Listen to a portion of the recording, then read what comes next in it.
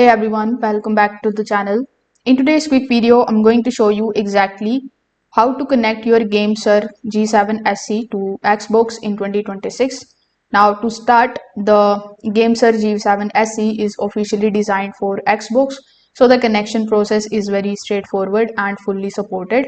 First of all, you need to basically power on your Xbox console and make sure that you are on the home screen before connecting the controller. Afterwards, you need to take the USB cable that comes with your GameSir G7 SE.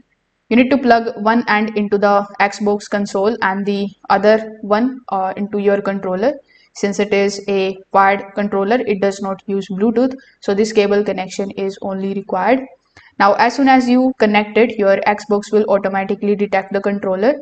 Now, on your controller, you just have to simply press the Xbox button and then you just have to simply wait until it lights up.